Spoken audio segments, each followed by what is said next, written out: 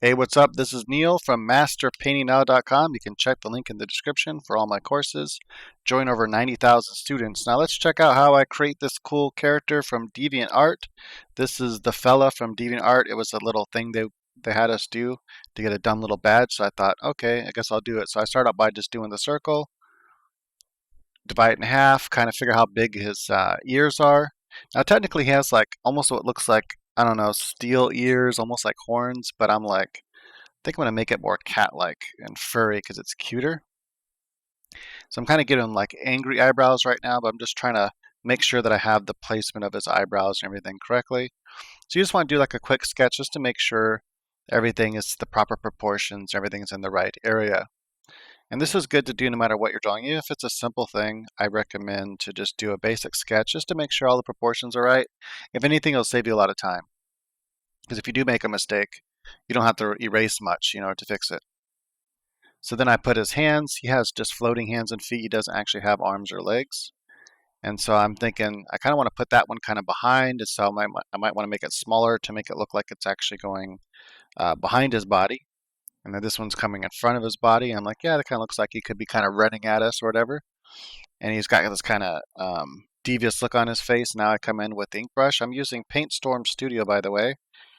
Awesome program. It's only $20 and you own it for life. You don't have to do any updates. You don't have to pay for updates. Well, you do updates, but you don't have to pay for them. And you don't have to pay a monthly fee, nothing like that. Just $20, own it for life. And I don't know how long they're going to do that for, but it's awesome that they're doing it. And as long as you get in now, then you always have, it'll always be that way for you. So yeah, it's been like that for some years now. And it's my favorite software. I use this for everything, almost everything. Any sort of drawing or painting, like this is my go-to. It's the best engine. I've tried everything. All right, so just gonna go ahead and ink this really fast like this. Doom, doom, doom, doom. I want to put some thicker lines some places just to kind of give it some character. And then I was gonna stop here at just doing an inking, and I was just gonna call that done and be like, hey, cool. So that's a cool little quick inking of the character fella. And it's kind of cool. Notice I already decided I wanted to go with this more like furry ears. I didn't want to go with the spiked metal ears that he has. And I thought this is a cool take on him, but I'm going to go ahead and do a quick coloring. So you just kind of outline, and you fill in with the paint bucket. If you have the right settings, like I have up here with the paint bucket, it'll fill it in nicely without leaving those weird edges you have to then go and color in. And then I'm going to make the eyebrows darker, put it on their own layer. And I decide I'm just going to do it separately after I finish doing him. So now I have it on multiply, and I'm just going to go through and kind of shadow him, and then I can add a little bit of light to him, and then you can make another layer if you want and add it to overlay or screen or whatever you want to make it have some highlight. And that just is a really quick way to kind of just add some three-dimensionality and coloring to your character. And so I'm just going all that. And now once I get close to being done here, I'm like, it's kind of cool. It's a cool little, quick ink with some colors to it. I'm going to add a background, maybe a little bit of shadow there. And then now I can add some of the color of the background into the character and maybe add some backlight or something like that. I could have actually went over the actual inking lines themselves. And I kind of wanted to add some blue. So I'm like, I'm going to have to change the background for that. And so add some blue in the background. Now that kind of makes sense. And then we'll do his eyeballs really fast. Just kind of do some glow on the bottom. And then a couple little lines like that. And that's how you get some nice cool black eyes. It's really easy to do black eyes. This is good for like animals and things like that. So far so good. I'm liking how it looks. I can go in here and add some like texture, if I wanted to kind of make it look more like he's a furry. And that's kind of cool. And I think this is a kind of a cute little quick drawing, right? Did it in I think up to this part it was like 25 minutes, something like that. And I'm almost done, just adding a few little details. This is the part where it takes the longest. Now, if I wanted to take this into the next stage and get rid of the line art and make it look like a painting, then that's where a lot of the bulk of your time is going to be, is adding all those details that it takes to, get it to that final render stage. Rendering is just a pain. It takes a long time. But it's like, you know what? Let's take this over using my new course techniques. By the way, if you want to learn these techniques, I highly recommend checking out my new course. Link is in the description. If you just go to masterpaintnow.com, at the top, as long as it's usually for sale, so it's still for sale right now. So you click on that link on the top of the homepage, and that will take you to the new course, and you'll see the image there for the new course showing you how to create all this awesome artwork. So now I have this, almost finished piece, but I'm like, you know what? I could take the I could just leave it like this, or I could take the time and try to render it into more of a painting, or I can use Invoke AI, which is Stable Diffusion, and I'm going to use this one up here. This is the model version I'm using. I teach how to do all this in my course. I'm going to kind of make some little description over here so it kind of matches. And what I'm trying to do first is I need a cool character template that I can kind of build on, but that's starting to look how I want it to. And so I'm going to try just the character here, and I'm going to try to push him towards something that is more, kind of illustrated, high detail / painting. And doing that is kind of cool. I mean, just doing that right there, just doing that one pass, kind of fixes up a lot of my work and makes it really smooth and nice, like more like a nice illustration. Then I can just go in and just fix up a little bit of stuff. And that would have been cool by itself. And I would have retained that original kind of, you know, colored line work, more of like a comic style. But I'm like, you know what? I don't want that. I want to push this even further. I'm going to see if I can't kind of push it away from the line art here. And so that's kind of cool. That pushed it farther. Now I'm going to take it back into the painting, and I'm going to go in here and get rid of his nose because he's not a cat. And I need to kind of make it look more like fella again. So I'm just going to do some quick loose painting here to get it back to where it was. And then all I have to do is take it back into Invoke AI and just do that one area and tell it, what I want it to be. That is just like a furry character or whatever, and then put it on low. And all I hear, this is what's cool about this technique. Once you get to this stage here, you don't have to be like very careful with your painting. You can do it very quickly, sloppily, a really cool speed paint. As long as you have the general idea there, then Invoke AI is going to understand you. So now I'm going to bring it back in again.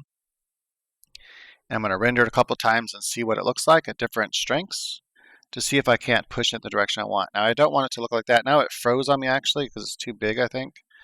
And so I started over, and we're going to bring this in. And so now what I wanted to do is I wanted to generate a background, but I wanted the background to fit the character, right? So I told it background, forest, trees, sunny, and that's going to give me a cool background that kind of matches the colors I have there, and it's going to kind of put the, color, the lighting is going to kind of match everything, right? And then what I can do is I can take this and put it in here, copy it on top. This is like the long way to do it. I could have done it in Photoshop faster, but this doesn't have the tool I wanted that Photoshop does. But anyway, so erase all around there. So now I just have the character. And then I have the background. Then I can go in and kind of paint the background so that that bunny thing, whatever, the cat thing is not there anymore. And now I just have him on this new background. Now I could have just generated a separate background and then put him on that separate background. And then I could have put it together, but it might not have matched as well, the colors and everything. So this is a cool way to do it. And now I'm going to just select him, and then I'm going to have it render out again. That way it renders out him and kind of fits him into the background, right? So it takes into mind all the background colors and everything and gives them a proper lighting based on the background that I have now. And it's not going too far away from my original concept, which is great because I'm keeping it at a lower strength, so that way it's kind of remaining what I want it to be. And now I'm adding some color to his cheeks. I think I want to add some line there to that bottom foot. And I decided, I'm going to kind of keep this kind of colored line work. Now I could have got rid of that. I could have just gone in and kind of, erased out or painted out the lines, and then made it more like this color here, and then rendered a couple more times, and it would have started to render it toward a painting, especially if I would have told it painting instead of illustration or something. But I decided, what, I kind of like this style, so I'm going to go with it because that's a style I've been using a lot lately. It's this kind of colored line work where you can kind of see some of the line work still, even though it has a high level of detail. I'm looking at his eyes. I think I like that. And I think I paused it or I left it going when I was doing something. I wanted to add just a little bit of texture to the eyebrows, but not too much. And so I did that right there. I don't know if you can see it, just using the ink brush there.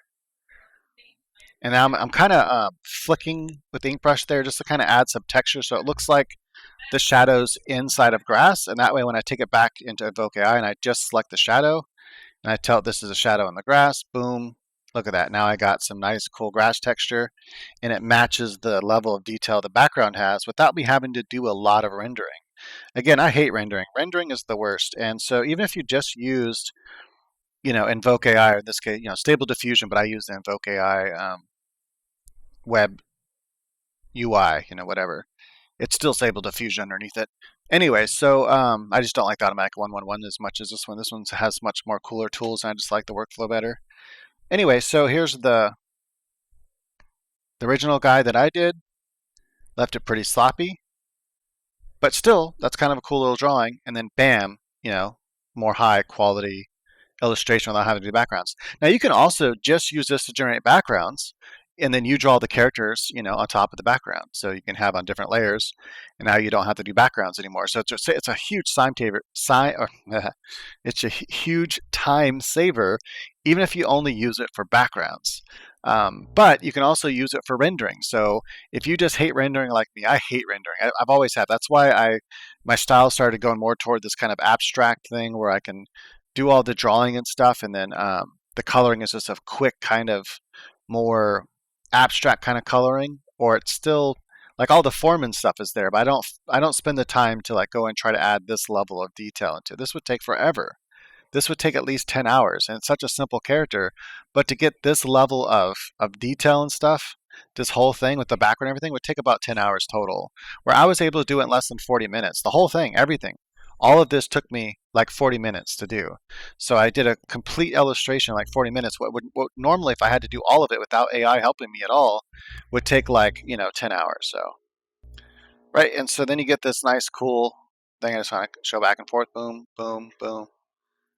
Sloppy, smooth, and awesome. So even if you just use it for like rendering, it's quite amazing. Now I could have actually taken some of those details and put it back into here. Like I could have, kind of shaped the mouth to be more like that. And then I could have went in and render just the mouth on a low setting, and I could have got that mouth how I liked it. But I kind of liked how it looked like this, so I left it. But you can put those details exactly as you want back into it. So something to consider. But there I have it. Now I have a really cool, go ahead and sign it. I have a really cool illustration of fella. So yeah, I just thought I'd go ahead and talk about a little bit of the ideas that you can use my course for. It's awesome. So like I said, even if you just use it for backgrounds, you save a lot of time, or if you just use the idea to help you render. So in this case, I'm doing all the artwork still, but AI is helping me render it out. All right, and I have other things you can do too. If you don't even have that much art skill, you can still create fantastic professional illustrations with other techniques I show in the course. Without really having hardly any art skill at all, you can create illustrations and get paid for them. All right, I'll see you until next time. Hey, if you enjoyed this at all, do me a favor and hit the like button. It helps the algorithms, whatever people say.